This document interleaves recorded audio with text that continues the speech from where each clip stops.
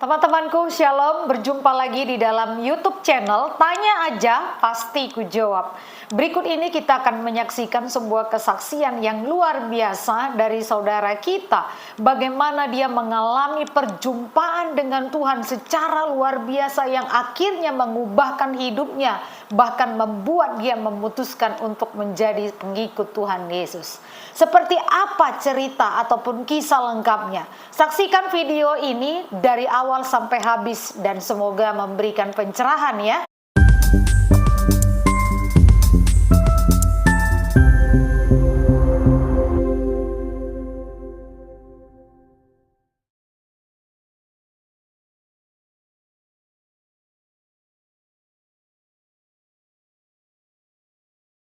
Untuk menyaksikan betapa baiknya Tuhan Yesus dalam hidup saya pribadi, juga keluarga, juru selamat yang sanggup menyelamatkan hidup saya.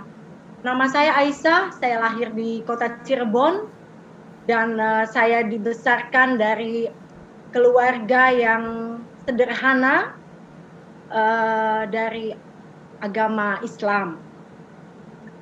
Saya lahir di kota Cirebon dari bapak yang berasal dari Tasikmalaya, dan ibu saya waktu kecil dia lahir di Sumatera, tapi karena ibunya meninggal dunia, dia anak masih 6 bulan dibawa oleh bapak kandungnya dengan 3 kakak-kakaknya yang lain, jadi mereka berempat dibawa ke Cirebon dan dititipkan di salah satu saudaranya di Cirebon. Dan ibu saya tuh jadi diangkat anak sama sepasang suami istri yang masih saudara jauh dari bapak kandungnya, orang Cirebon. Nah, kenapa saya lahir di Cirebon? Karena latar belakang ibu saya yang diangkat anak oleh orang Cirebon. Ibu saya tumbuh menjadi satu-satunya anak angkat dari kakek dan nenek saya, dan dia bertumbuh menjadi remaja, sedangkan bapak saya yang lahirnya di Tasik, setiap 1 bulan sekali dia datang sebagai pekerja dari Tasikmalaya untuk ngebordir pakaian, ngebordir mukena, ngebordir alat-alat perangkat sholat, seperti itu. Jadi ayah saya dengan ayahnya dia, jadi dengan kakek saya yang dari bapak, itu ngekos di rumah kakek saya yang dari ibu, sampai akhirnya ayah dan ibu saya jatuh cinta dan mereka menikah, dan ya lahirlah saya sebagai anak pertama. Saya waktu umur saya dari lahir sampai 9 tahun, saya merasa menjadi anak yang paling beruntung, sebab saya diberi cukup kasih sayang, perhatian, dan secara ekonomi kami pun tidak kekurangan.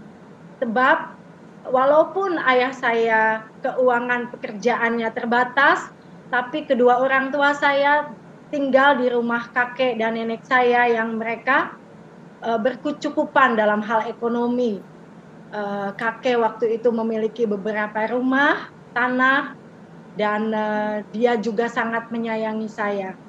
Saya lebih banyak disayang, diperhatikan dengan bukan dari ayah dan ibu, tapi dari kakek dan nenek saya. Bertumbuhlah saya menjadi anak yang lincah, anak yang cukup lumayan pintar bergaul, dan di sekolah pun memiliki angka yang bagus. Sampai akhirnya pada umur 10 tahun, kakek saya jatuh dari sebuah kursi, dan waktu itu saya pikir, cuma jatuh dari kursi, pasti nanti juga sembuh, begitu. Tapi rupanya jatuhnya itu membuat satu sakit yang menyebabkan dia harus berobat lama di rumah sakit dan mengeluarkan kencing, nanah, dan darah, juga tulang pahanya retak dan dia lumpuh, tidak bisa berjalan. Mulai saat itu kehidupan ekonomi kami menjadi berubah. Saya yang dulunya anak kesayangan, cucu kesayangan kakek, yang selalu diberikan wejangan, nasihat bahwa kamu nggak usah takut, silakan. Pokoknya kakek akan biayai kamu untuk sekolah, sebab kamu anak pintar. Udah kamu pasti nanti kamu bisa mencapai cita-cita kamu. Dan itu yang waktu itu kakek saya katakan. Tapi umur 10 tahun, 11 tahun, 10-11 tahun waktu itu keadaan menjadi berubah karena kakek saya tiba-tiba butuh biaya pengobatan, berobat, dan satu-satu harta yang kakek miliki harus dijual. Tanah, semua aset yang ada, perabotan di rumah yang antik-antik, semua rumah-rumah kontrakan yang dikontrak-kontrakan semuanya dijual. Tinggal satu rumah yang kami tempatin waktu itu. Dan semuanya untuk bayar pengobatan kakek saya. Sebagai anak yang tertua, karena waktu itu saya melihat ibu saya juga setiap tahun melahirkan, saya memiliki 6 adik, saya anak yang paling tua dari 7 bersaudara. Saya melihat beban hidup yang semakin menghimpit untuk berobat, untuk makan, untuk bayar sekolah.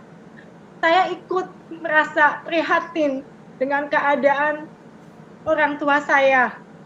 Sebab saya pikir, aduh kok jadi berubah begini hidup kita. Dan saya anaknya, sebagai yang paling tua, saya selalu merasa dari kecil memiliki tanggung jawab yang besar. Kemudian akhirnya pada waktu berlalu, jadi setiap liburan sekolah, ibu saya selalu bilang, coba bantu untuk kerja apa aja.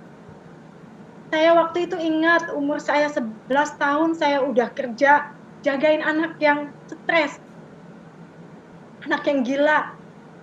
Saya takut waktu itu, tapi ibu saya diminta tetangga jauh untuk tolong kalau bisa anaknya Bu jagain anak saya. Waktu itu saya pikir, waduh saya umur 11 tahun mesti jagain anak yang gila, anak stres juga umurnya kira-kira 10 tahunan juga. Tapi di situ saya jagain, saya ngejagain itu anak, dan anak itu kalau lihat saya dia jadi tenang. Jadi saya nggak takut, jadi saya jagain anak. Terus ibu saya yang dapat uang, saya kembali sekolah. Terus liburan selanjutnya saya juga disuruh kerja di pasar untuk bantu-bantu toko kelontong, dan saya harus nginep di rumah orang pemilik toko kelontong itu. Saya sering nangis, saya bilang saya takut, saya umur 10-11 tahun, saya harus bantu keluarga, tapi saya nggak apa-apa, saya tetap mau tolong orang tua saya, gitu. Tapi semuanya itu saya lakukan, sampai akhirnya saya juga memiliki sepupu saya namanya Yuli. Kami dari kecil sama-sama, kami dari kecil seperti kakak adik. Dia itu anaknya tante saya, kakaknya mama. Dia juga sebagai anak pertama, dia juga kekurangan kasih sayang. Akhirnya kita berdua nih suka main sama-sama. Jadi kalau misalnya dia datang, karena dia tinggalnya agak sedikit jauh dari rumah kakek saya, kalau dia datang tuh kami pasti sama-sama ke masjid, sama-sama ngaji gitu, diajarin ke masjid untuk ngaji, untuk sholat, untuk melakukan yang baik, perbuatan-perbuatan yang baik. Terus saking deketnya saya dengan Yuli namanya, kami pernah berjanji ngomong, apapun yang terjadi, kita harus kuat iman kita. Ya, apapun yang terjadi, jangan sampai kami murtad, jangan sampai kita murtad ya. Kita harus sama-sama terus sembahyang terus, ngaji terus, katanya gitu. Ya, saya bilang kita akan terus sama-sama terus beribadah sampai nanti kita tua. Itu yang selalu kami tuh berdua sebagai anak umur belasan tahun. Nah, seiring berjalannya waktu, dia tinggal kira-kira 1 jam dari tempat saya tinggal dengan kakek, jadi kami jarang ketemu. Tapi kami memiliki hubungan yang baik. Pada saat itu, waktu berlalu umur 12 tahun, ibu saya udah wanti-wanti, udah ngomong sama saya. Kalau orang Cirebon tuh bilangnya nok, gitu. Kalau nok itu seperti neng gitu kalau orang Sunda. Nok, kamu tuh nilainya bagus. Waktu itu saya kelas 6 SD, udah terakhir, udah ujian. Tapi Mimi, saya manggil ibu tuh Mimi, sama manggil bapak tuh AA.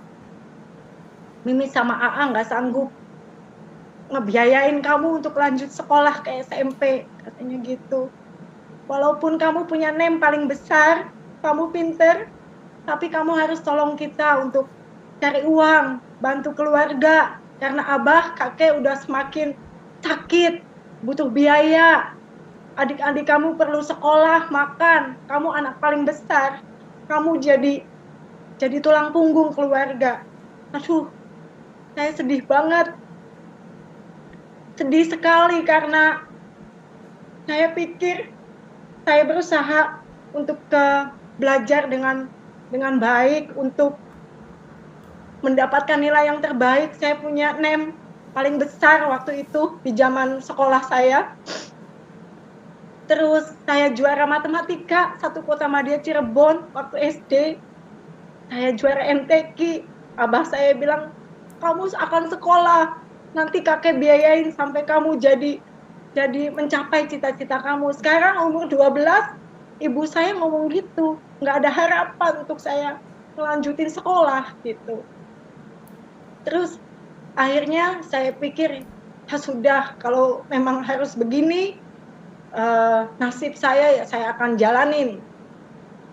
Tapi kemudian ada wali kelas saya, guru saya itu melihat bahwa sayang kalau sekolah saya nggak diterusin. Akhirnya dia datang ke orang tua saya untuk ngomong bahwa, Bu, kasihan si Aisyah ini nilainya bagus, kok nggak diterusin sekolahnya. Kalau ibu nggak sanggup sama bapak nggak sanggup, biar saya yang sekolahin dia. Apapun kebutuhannya nanti saya akan penuhin, kata guru saya itu. Nah, guru saya ini rupanya menurut teman-teman sekelas saya, guru-guru yang lain tuh bilang, ya si bapak tuh naksir kamu tuh, makanya mau ngebiayain kamu, katanya gitu. Tapi pada saat itu saya masih kecil, umur saya baru 12 tahun. Jadi saya pikir yang penting saya bisa sekolah, ayo dong Mi, nggak apa-apa, saya mau sekolah Mi, gitu. Terus si Mimi akhirnya, Mimi saya, ya udah sekolah deh sana, katanya gitu. Disekolahin saya, dilanjutin ke SMP. Dilanjutin ke SMP, saya boleh pilih SMP yang paling favorit di Cirebon waktu itu. Saya lihat, saya cuma punya modal tekad, saya mau sekolah. Yang lain, anaknya dokter, anaknya pengacara, turun naik diantar mobil sama supir, saya jalan kaki, saya sekolah.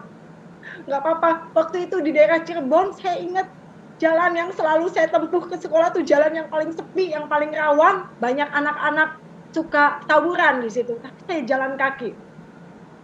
Akhirnya saya sekolah setahun di sekolah SMP, saya juga mendapatkan ranking 3 besar, tapi naik ke kelas 2 SMP, tapi kemudian ibu saya ngomong lagi, Nok, udahlah berhenti sekolahnya, ini adik-adik gimana, kami butuh, nggak ada yang bisa tolong, kamu tolong aja, hanya kamu yang bisa tolong kami gitu, udah berhenti aja sekolahnya, katanya gitu.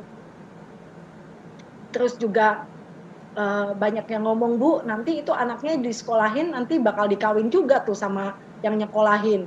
Jadi saya juga rasanya sebagai anak yang masih umur 12-13 tahun, saya pikir ya udahlah, ibu aja, Mimi aja tuh ngomong sama si bapak yang sekolahin saya, bilang nggak diterusin lagi.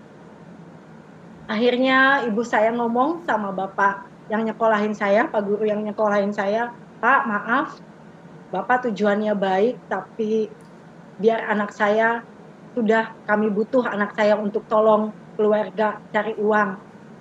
Akhirnya saya berhenti sekolah kelas 2 SMP. Jadi saya tidak punya ijazah SMP, ijazah saya cuma SD. Nah, dengan ijazah SD, saya bilang sama ibu saya, "Mimi, saya mau kerja apa? Ini ijazahnya cuma SD." "Ya sudah, nanti Mimi masukin ke toko obat tuh, ada kenalan Mimi," katanya gitu. Saya dimasukin ke toko obat, saya kerja di toko obat. Seneng kerja, ya sudah, saya sudah melupakan masa depan saya. Ya udah, saya pikir selamanya lah saya jadi pelayan toko gitu. Bukannya saya merendahkan, tapi saya punya cita-cita yang saya tahu saya tuh bisa gitu kok. Tapi saya akhirnya waktu saya harus meninggalkan sekolah, harus bekerja, ya udah, saya pikir ya udah, ini hidup saya sampai sini aja gitu. Nah, akhirnya jadi pelayan toko selama tahun kurang lebih. Terus ibu saya bilang, "Gajinya kok kecil jadi pelayan toko? Udahlah, kalau enggak ibu kenalin kamu ya ke kenalan ibu, kenalan Mimi yang lain," katanya gitu. "Siapa, Mi?" "Ada, kerjanya di biliar," katanya gitu. "Oh, kerjanya di biliar ngapain, Mi?"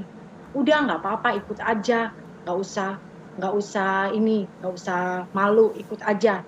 Akhirnya saya nurut. Saya tuh punya karakter cenderung nurut orangnya. Saya pikir agama yang saya anut mengajarkan untuk nurut sama orang tua, untuk hormat sama orang tua. Jadi saya pikir ya pasti Mimi tujuannya baik gitu. Jadi saya pikir ya udah, saya nurut aja. Ibu saya sangat cinta sama ibu saya. Apapun yang dia katakan saya akan turuti.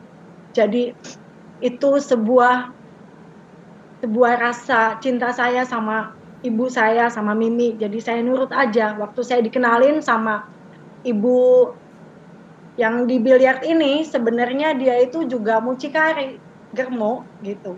Jadi saya dibawa kerja di biliar di kota Cirebon. Waktu saya kerja di biliar, kerjanya tuh kadang-kadang ada 1 minggu pulang sore, 1 minggu pulang malam. Jadi waktu saya kerja di biliar itu, otomatis dunia pergaulan saya berubah. Dengan perempuan-perempuan yang datang, tamu-tamu yang datang itu berubah sekali. Sedangkan saya anak yang masih umur 13-14 tahun yang polos gitu. Dan saya jadi minder untuk bergaul dengan lingkungan tetangga-tetangga orang-orang seumur saya di tempat saya tinggal.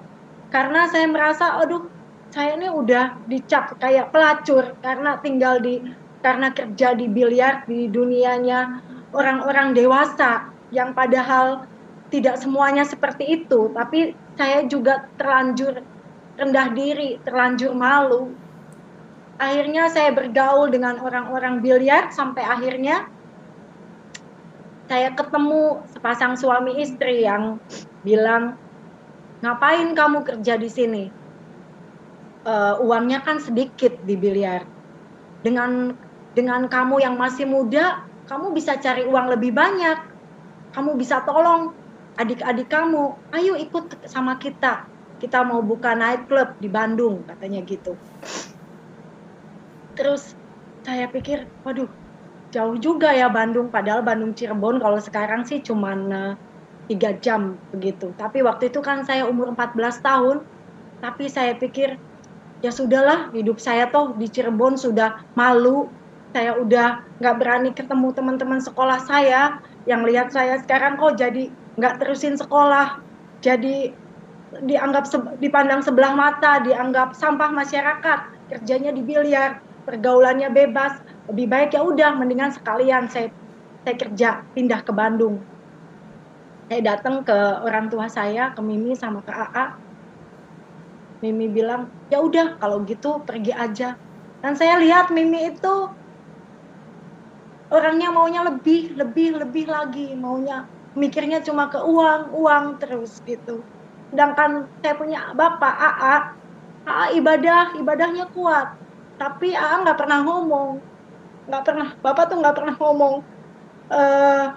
nguatin saya gitu sebagai anaknya, nggak pernah ngomong, oh AA bangga kamu teh udah nilainya bagus atau kamu udah buat semua buat keluarga, enggak, cuman ikut aja apa yang Mimi bilang gitu.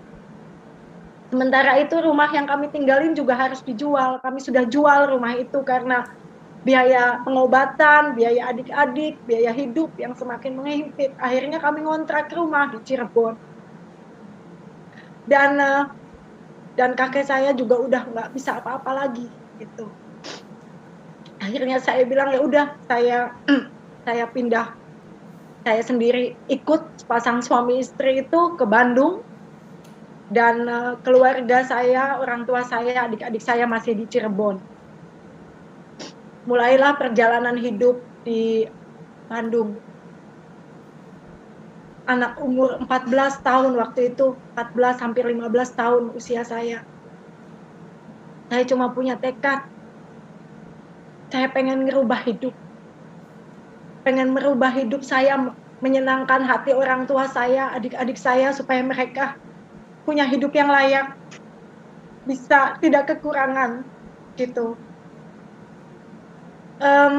Akhirnya saya di Bandung menjalani hari-hari saya tanpa kontrol, dan itu orang tua saya tahu, orang tua saya cukup tahu apa yang saya kerjakan di Bandung. Dengan kerja di sebuah nightclub, menemani tamu-tamu, mendapat uang tip, ataupun kalau saya mau lebih, saya bisa lakukan apa yang mereka mau untuk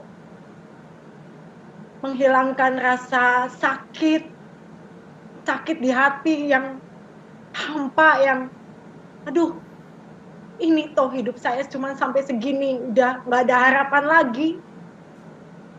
Saya minum tiap hari, saya mabok, saya minum alkohol, mabok tiap hari kalau nemenin tamu, karena saya nggak mau nggak mau inget hidup saya nggak punya masa depan gitu.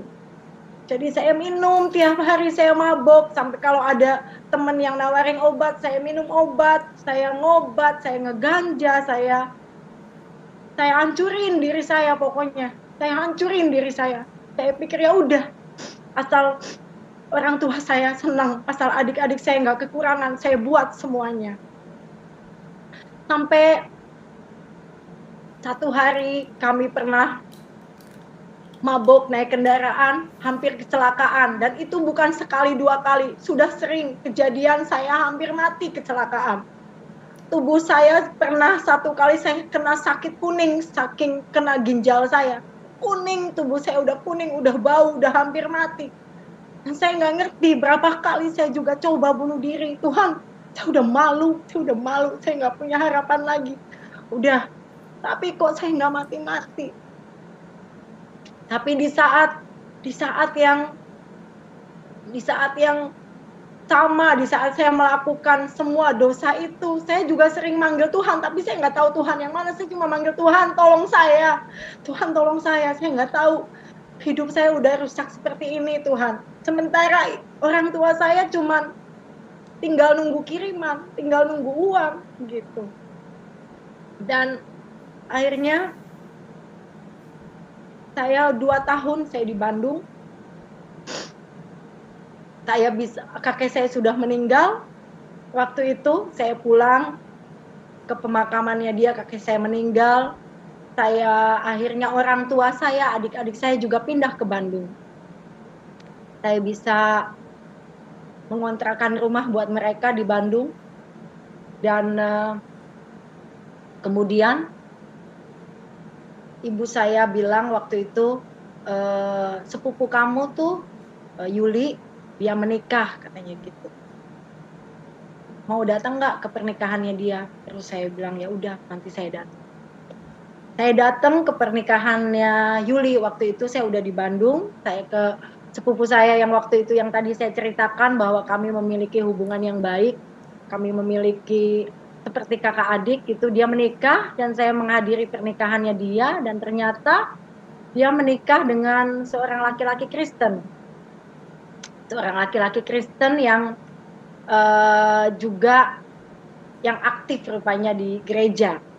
Nah, saya sangat kecewa waktu itu, waktu saya lihat bahwa, loh, kok jadi Kristen, Cak? Saya bilang gitu sama dia. Bukannya uh, kita pernah janji, apapun yang terjadi kita nggak akan jadi murtad. Kok Cici jadi Kristen sekarang? Saya bilang gitu. Dan dia tuh uh, cuma bilang begini sama saya, udahlah Nok nggak ngerti, katanya, nanti Cece doakan, katanya cuma gitu sih dia ngomongnya. Tapi saya pikir ya udahlah, ini urusannya kamu, hidup kamu gitu. Cuma yang penting saya waktu itu saya kecewa lihat sepupu saya menjadi Kristen gitu. Terus sesudah itu saya pulang kembali ke Bandung, waktu kemudian berlalu, saya juga udah nggak pernah inget-ingetin dia lagi, dan saya juga udah sibuk dengan kehidupan malam saya, dengan pergaulan bebas saya, dengan segala kerusakan saya. Akhirnya satu malam, setiap kali gitu, sebetulnya udah lama, setiap kali teman-teman saya tuh selalu bilang, Aisyah, kamu nggak kepengen lari dari orang tua kamu. Soalnya mereka itu sangat-sangat lebih mementingkan uang daripada saya gitu kelihatannya di mata teman-teman saya itu. Terus saya bilang saya nggak akan lari kemanapun, saya tetap mencintai orang tua saya, adik-adik saya tetap akan ada buat mereka walaupun apapun yang sudah ibu saya buat ke saya tetap sayang ibu saya bilang gitu. Dan ibu saya selalu seperti yang nyokong saya gitu dari belakang, yang ibu saya bawa saya ke dukun-dukun, walaupun kami percaya Tuhan ya, Tuhan ya agama kami waktu itu, tapi tetap aja ada juga okultisme di dalam kehidupan orang tua saya, terutama ibu saya. Jadi saya juga dipasangin susuk sama ibu saya, dibawa ke dukun yang paling terkenal sampai ke ujung Pelabuhan Ratu oleh ibu saya. Ibu saya tahu apa yang saya buat, tapi saya tetap sayang sama ibu saya nggak mau lari dari dia. Itu yang saya selalu katakan ke teman-teman saya, walaupun ibu saya selalu merongrong, tapi saya tetap dengan sepatuh-patuhnya saya patuh sama ibu saya. Bahkan ibu saya pernah bilang, udahlah kamu mah nggak usah nikah, udah urusin hidup kita aja, sampai seperti itunya. Dan saya juga punya satu pemikiran bahwa nggak mungkin ada laki-laki yang mau nikahin saya gitu. Siapa yang mau nikahin saya, orang yang sudah jadi sampah masyarakat, nggak berharga gitu. Sampai akhirnya satu malam di tempat saya kerja ada tamu yang saya harus menemani tamu untuk minum, untuk menjamu tamu begitu, dari sebuah perusahaan, dan tamunya itu seorang laki-laki yang melihat saya tuh dengan mata yang berbeda. Dia katakan, kamu ngapain, masih muda, kok udah kerja seperti ini, kamu mau nggak sekolah lagi, katanya gitu. Terus saya pikir, duh, udah telat sekarang mau untuk sekolah, saya bilang. Saya udah ngerti uang, keluarga saya butuh uang, jadi saya tetap mau kerja aja, saya bilang begitu. Tapi seiring berjalannya waktu dari pertemuan malam itu, tamu itu selalu ngajak saya makan siang. Rupanya dia itu bukan orang Bandung, Tapi waktu itu setahu saya dia dari Jakarta. Jadi dia sedang bekerja di Bandung. Dia bilang, kamu temenin saya yuk makan siang. Dari situ saya sering jalan makan siang. Terus dia bilang sama saya, sesudah lama kami berelasi gitu, dia bilang, udah berhenti aja kerjanya, nanti saya tanggung semua biaya hidup kamu. Dia bilang gitu. Kamu mau nggak jadi istri saya?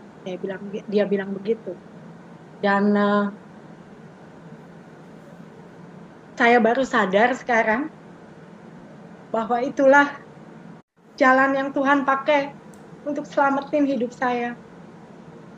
Dan tamu itu yang sekarang sudah 27 tahun jadi suami saya. Akhirnya saya pikir, kok Tuhan bener ya ada laki-laki yang mau nikahin saya gitu. Terus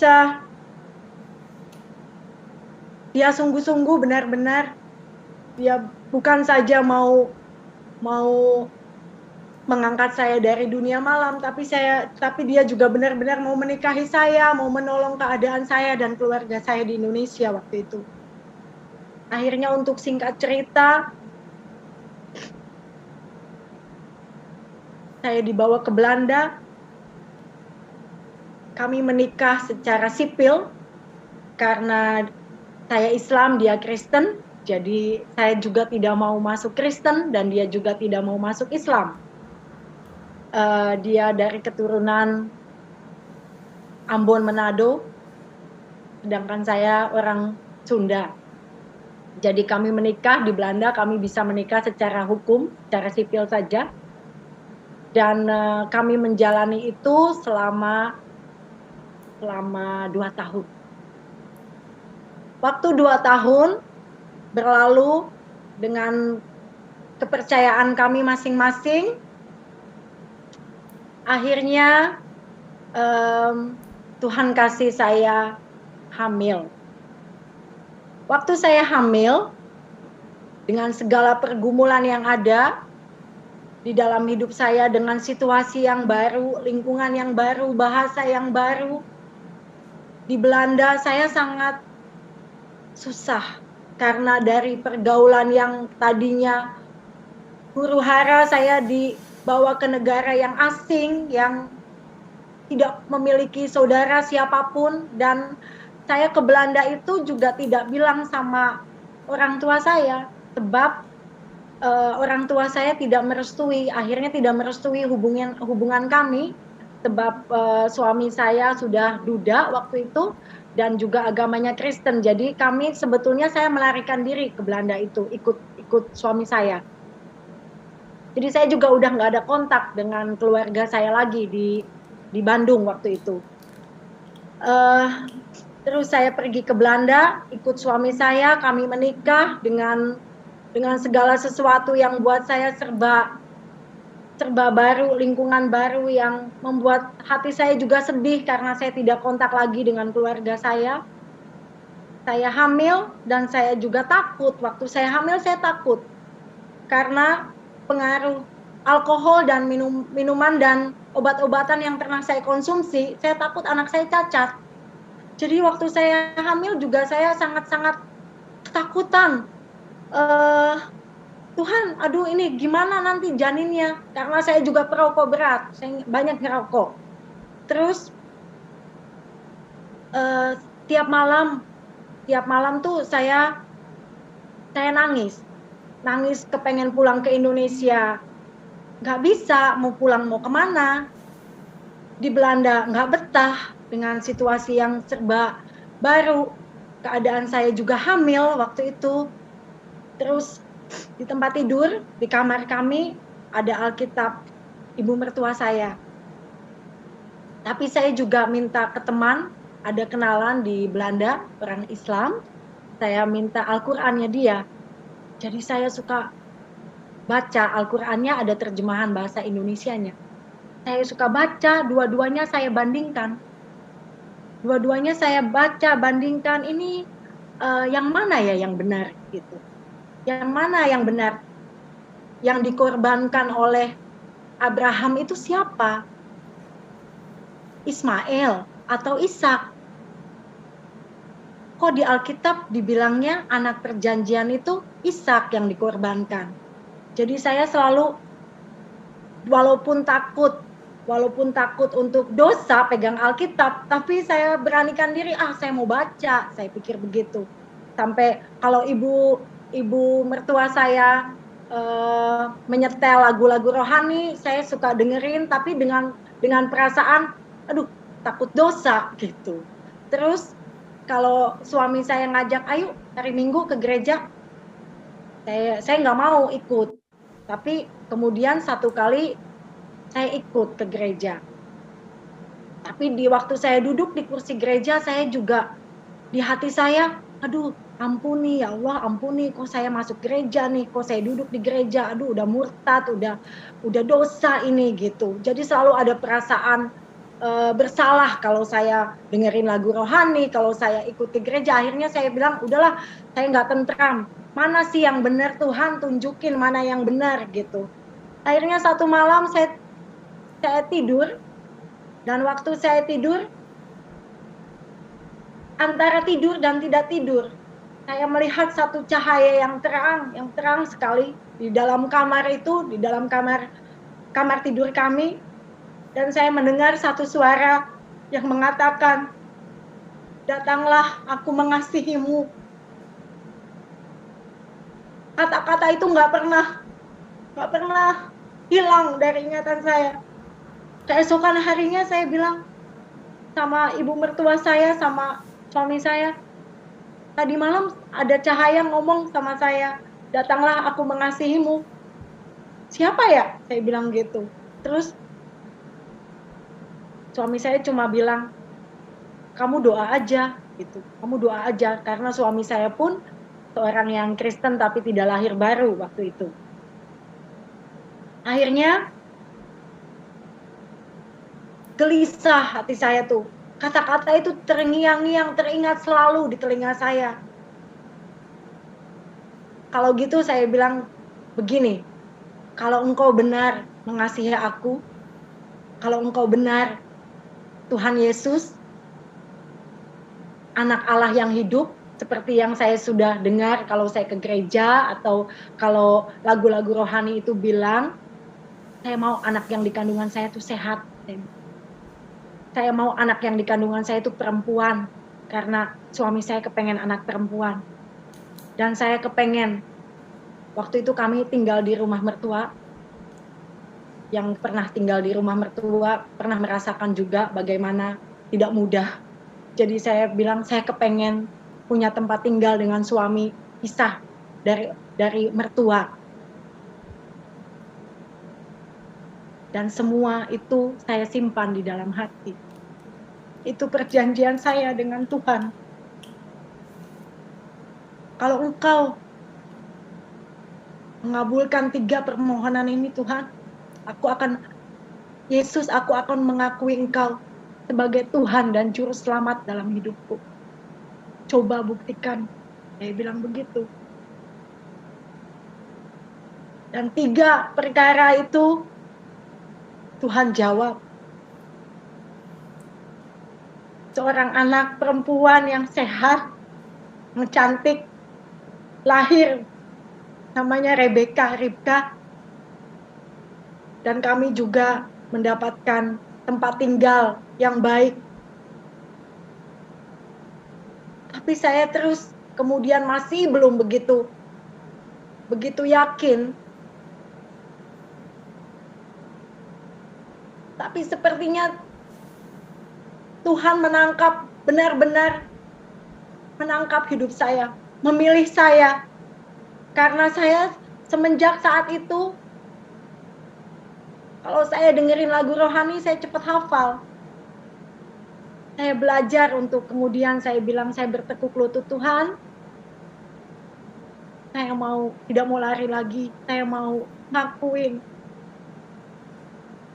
bahwa Engkaulah Yesus Tuhan yang sudah memilih hidup saya dan menyelamatkan hidup saya. Sekarang Tuhan buka jalan bagaimana caranya saya mau dibaptis, saya bilang begitu. Dan akhirnya Tuhan pakai sepupu saya ini, Yuli. Saya dan suami menghubungi Yuli di Cirebon. Saya cari, waktu itu saya masih ingat kami berkorespondensi lewat surat karena belum ada telepon, SMS maksudnya handphone, jadi lewat telepon dan lewat surat. Akhirnya Yuli bilang, Nok, kalau mau pulang ke Indonesia, ayo ke gereja di tempat Cece melayani di Cirebon, nanti bisa dibaptis di sini, katanya gitu. Terus waktu itu saya masih ingat tahun 1997, saya dan suami pulang ke Indonesia dengan membawa Ripka umur 6 bulan. Dan kami dilayani oleh hamba Tuhan Paluki Mastana di Cirebon, yang sampai sekarang jadi bapak rohani kami, saya dan suami. Selalu diingatkan janji firman Tuhan, selalu didukung dalam doa. Terima kasih buat jalannya Tuhan Yesus yang begitu luar biasa. Akhirnya tahun 97, suami dan saya menyerahkan diri kepada Tuhan Yesus, kami dibaptis. Anak kami diserahkan kepada Tuhan, Ripka. Dan sampai saat ini kami tinggal di Belanda. Kami mengalami begitu banyak mujizat demi mujizat dalam mengikuti Yesus. Kami banyak mengalami tangan Tuhan yang luar biasa atas hidup kami, atas rumah tangga kami. Keajaiban demi keajaiban. Dan kami boleh melayani Tuhan di dalam gereja, di praise and worship, juga dimanapun Tuhan mau kami melayani, kami siap. Dan saya bangga memiliki Tuhan seperti Tuhan Yesus. Saya bangga menjadi anaknya Tuhan, yang tadinya tidak punya pengharapan, yang sampah dunia Tuhan bisa ubahkan jadi berkat. Terima kasih Tuhan Yesus untuk keselamatan, untuk hidup, dan di dalam segala kelimpahan. Sampai di sini kesaksian saya. Terima kasih. Segala puji, hormat, kemuliaan buat Tuhan Yesus Kristus saja. Sebab dialah satu-satunya yang layak dipuji, ditinggikan. Sebab apa yang sudah dia buat saya pribadi, buat kehidupan saya, buat rumah tangga saya, buat suami, buat anak-anak saya, buat seisi keluarga saya. Aku dan seisi rumahku, kami beribadah kepada Tuhan yang hidup, Yesus Kristus. Satu orang bertobat, seisi rumahnya diselamatkan. Tuhan buktikan semenjak hari itu, semenjak saya mengikuti Tuhan, semenjak saya dipilih Tuhan. Tuhan setia, Tuhan luar biasa di dalam hidup saya dan keluarga. Terima kasih. Semoga kesaksian ini menjadi berkat buat yang mendengarkan. Apapun keadaan kita saat ini, tidak ada yang mustahil buat Tuhan. Segala kemuliaan hanya bagi Tuhan. Haleluya.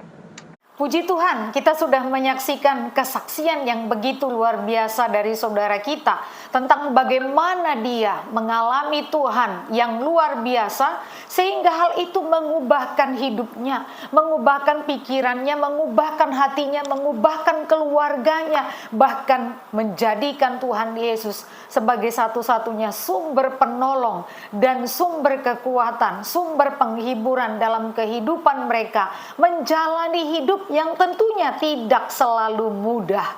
Teman-temanku, kehadiran Tuhan Yesus di dalam hidup orang percaya akan memberikan arahan, memberikan tuntunan, memberikan pertolongan agar hidup setiap orang percaya seturut dengan kehendaknya, dan kita bisa merasakan damainya di dalam segala situasi hidup yang kita jalani, seperti pesaksi yang sudah kita dengarkan kesaksiannya pada hari ini. Kiranya teman-teman semua juga terus berusaha dan terus berjuang untuk mengandalkan Tuhan di dalam menjalani kehidupan hari lepas hari. Tuhan Yesus memberkati.